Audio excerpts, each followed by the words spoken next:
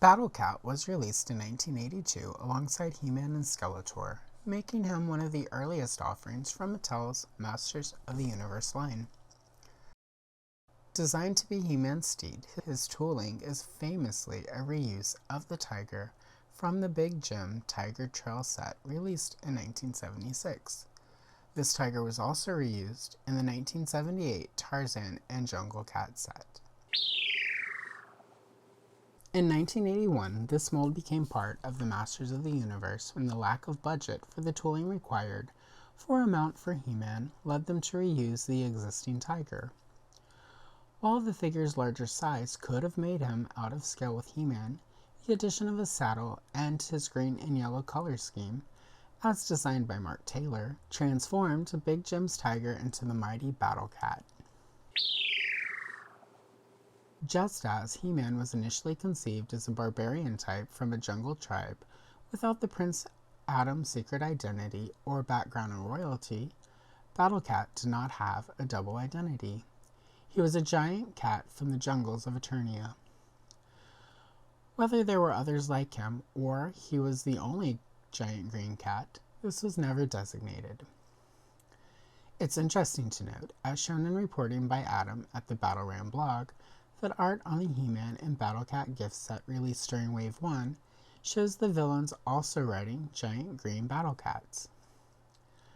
Whether it was intended that there were many battle cats and they were a generic steed for all of the characters is not clear. According to the Battle Ram blog, this wasn't just an artistic choice by Rudy Obrero, but was based on Mattel's plans to also release a gift set with Skeletor and Battle Cat during Wave 1. Battle Cat only appears in 2 of the first 4 mini-comics released with Wave 1 figures, The King of Castle Grayskull and Battle in the Clouds. Battle Cat's role in The King of Castle Grayskull is practically non-existent. However, in Battle in the Clouds, we get the closest thing to an origin presented for Battle Cat during Wave 1. Here we see He-Man at the edge of a jungle or forest calling Battle Cat, and then Battle Cat carries He-Man into battle, only to depart when they reach a mountain the Battle Cat can't climb. It would not be until the end of 1982 when Michael Halpern wrote the Story Bible that we would get more.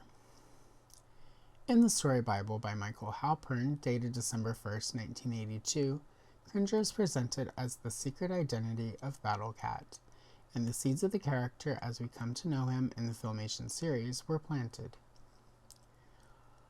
These elements would appear in the DC Comics free insert comic that was released in DC Comics issues, cover dated November 1982, and would be fleshed out in the 3-part miniseries that began the month after. Here we're presented with Cringer, who is more lazy than he is cowardly. He's just not as action-oriented as he is in his Battle Cat identity. It's around the same time that the Kid Stuff story album He-Man and Battle Cat would have started arriving in stores months ahead of the Filmation series. Here, Cringer is Adam's pet. While he and Prince Adam are presented as frolicking, he isn't given much personality as Cringer. And once he becomes Battle Cat, he's presented simply as colossal, and as hissing menacingly at Skeletor, with very little characterization given. What is interesting about Cringer and Battle Cat as presented in this story is it's stated in the text that upon transformation, Cringer becomes green with yellow stripes. Nowhere in the He-Man and Battle Cat storybook does it explicitly indicate what color Cringer is. And it's noteworthy that Halpern's Story Bible includes the following passage about Cringer.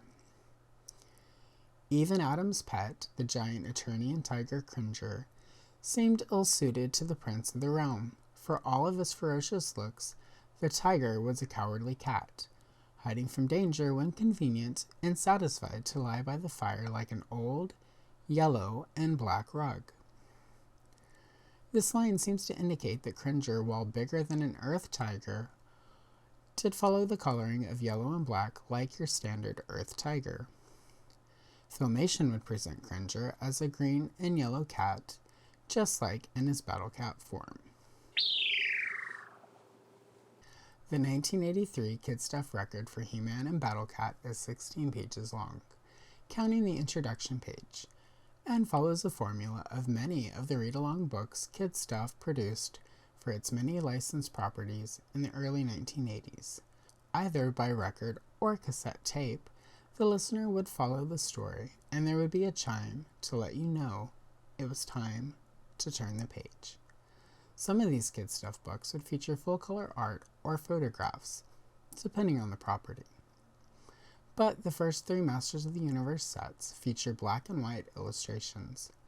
The story, including dialogue, was performed by one performer who did all of the character voices and used the type of dramatic style common in radio programs from the early part of the 1900s. And performing all of the voices. I've also colored the pages to brighten the story up a little. I did retain the sound that denotes it's time to turn the page. I also chose to present Cringer as yellow and black, matching the story Bible that would have been used in the production of this story. And now, Retro Toy Princess presents a dramatic reading of 1983's He-Man and Battle Cat.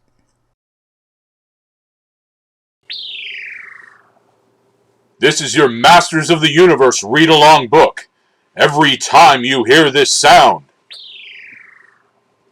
it means it's time to turn the page in your storybook. Now we are ready to begin our adventure. Open your book, and we will start the story of He-Man and Battle Cat. And remember, when you hear the sound, turn the page. It was a bright, sunlit day on the planet Eternia.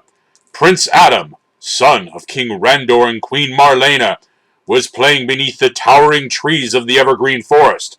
The young prince loved to frolic in the deep and mysterious woods that surrounded his castle home. His pet tiger Cringer ran along at his side.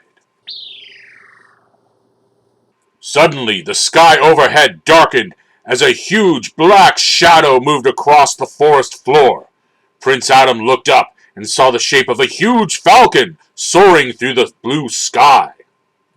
The gigantic bird swept down and landed in a forest clearing nearby. Prince Adam was not frightened. He recognized this fantastic bird and the person who was riding on its wide, feathered back. It was Prince Adam's teacher and friend, Man-at-Arms. Ever since he was a child, Prince Adam had been taught the ways of survival on the planet from Man-at-Arms. The strong young prince could tell that something was wrong as Man-at-Arms rushed toward him through the thick underbrush. "You must come with me at once, sire!" shouted Man-at-Arms in a voice that echoed through the forest. "What is wrong?" asked Prince Adam. "The evil one, Skeletor, has found the path which will lead him to Castle Grayskull. If the wicked Skeletor gains entrance to the castle, he could gain the wisdom of the Council of Elders. Then all will surely be lost." "I am ready to fight," shouted the brave prince. Adam took from his side the Sword of Power and raised it high over his head. In a strong voice, he shouted to the heavens, "By the power of Castle Grayskull!" In an instant, the forest was flooded with a flash of brilliant white light as an earth-shaking thrust of pure energy poured down on the young prince. As the blinding light faded, Man-at-Arms could see that Prince Adam had been transformed. He was now He-Man, the champion of Eternia. He was taller than the prince, and his rippling muscles glistened in the sunlight. By his side, where his pet Cringer had played, stood Battle Cat. His color had changed to green with yellow stripes. He bore a saddle and helmet. The gigantic muscular cat snarled as if ready for battle. "Come, my friend," shouted He-Man. "You must take me to Castle Grayskull! Skeletor must be stopped at once!" He-Man leaped onto the back of the colossal feline, and together they bounded off through the forest. Meanwhile, in the thick woods near Castle Grayskull, Skeletor and his animal companion Panther stalked onward towards the rocky and foreboding castle. His foul voice hissed out from his bony face. "We are almost there! Soon we will be inside the Castle Grayskull and gain the power of the castle's shelters. Then nothing will be able to stop me from ruling all of this planet. Nothing! Not even He-Man!" In an instant, out from behind a cliff, He-Man and Battle Cat bounded into action. When Skeletor and Panther saw their foe, they recoiled in a moment of fear. "As long as I live, you'll never enter Castle Grayskull," shouted He-Man. Battle Cat reared up on his hind legs and hissed menacingly. He-Man drew his sword as the two arch enemies raced towards each other for battle. Although Skeletor was powerful, he was no match for He-Man. The power of He-Man was the force of good in the universe. Goodwill always triumphs over evil. In a split second, a flashing bolt of energy raced forth from the Sword of Power and struck Skeletor, knocking him off Panther and into the tall grass. He leaped back onto the gigantic cat, and they ran away back into the woods for safety. For now, the evil Skeletor had been stopped. Later that day, as the long shadows fell across the forest floor, He-Man neared home. Before he could be seen, he transformed Battle Cat and himself back into their original forms. Prince Adam and Cringer. No one at home must learn his true identity. Only Man-at-Arms shared his amazing secret. With this fantastic power, He-Man could continue to fight the forces of evil and darkness. He and his friends were truly masters of the universe! And with that, we end this episode of Retro Toy Princess. If you enjoyed this video, why not click the like? And if you'd like to see more videos like this, you should subscribe and set the bell notifications. There will be more Masters of the Universe content, as well as history and lore of my favorite toy lines and properties from the 1970s, 80s, and 90s. Once again, I'm Allison Troy, Retro Toy Princess, and I'll see you in the next one.